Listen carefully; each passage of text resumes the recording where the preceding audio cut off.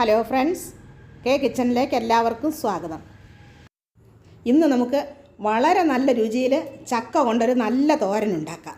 അതിനുവേണ്ടി ഞാൻ കുറച്ച് ചക്കച്ചുള അതിൻ്റെ ചവണിയും കുരുവൊക്കെ കളഞ്ഞെടുത്തിട്ടുണ്ട്. അത് നമുക്ക് ചെറുതായിട്ട് വട്ടത്തിൽ അരിഞ്ഞെടുക്കാം. എന്നിട്ട് അതിലേക്ക് നമുക്കൊരു 250 ഗ്രാം വെള്ളം ഒഴിച്ചു കൊടുക്കാം. ഇനി ഒരടപ്പ് കൊണ്ട് അടച്ച് നമുക്ക് ഗ്യാസ് കത്തിച്ച് അതിലേക്ക് വയ്ക്കാം.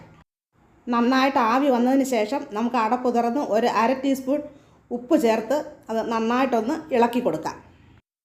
വീഡിയോ ഇഷ്ടപ്പെടുകയാണെങ്കിൽ സബ്സ്ക്രൈബ് ചെയ്യണം, ലൈക്ക് ചെയ്യണം, കൂട്ടുകാർക്കെല്ലാം ഒന്ന് ഷെയർ ചെയ്ത് കൊടുക്കുകയും വേണം. അത് നന്നായിട്ടൊന്ന് ഇളക്കിയതിന് ശേഷം വീണ്ടും നമുക്ക് ആ അടപ്പ് വെച്ച് ഒന്നുകൂടി ഒന്ന് അടച്ച് വെച്ച് ഒന്ന് വേവിച്ചെടുക്കാം. ഇനി നമുക്കതിൻ്റെ മസാല ഉണ്ടാക്കാം. ഒരു മുറി തേങ്ങ തിരുമിയത്, 1 ടീസ്പൂൺ മഞ്ഞൾപ്പൊടി, 5-6 അല്ലി വെളുത്തുള്ളി ഗ്യാസിൻ്റെ അസുഖത്തിന് വളരെ നല്ലതാണ്. 1/2 ടീസ്പൂൺ ജീരകം, 1 ടീസ്പൂൺ മുളക് പൊടി,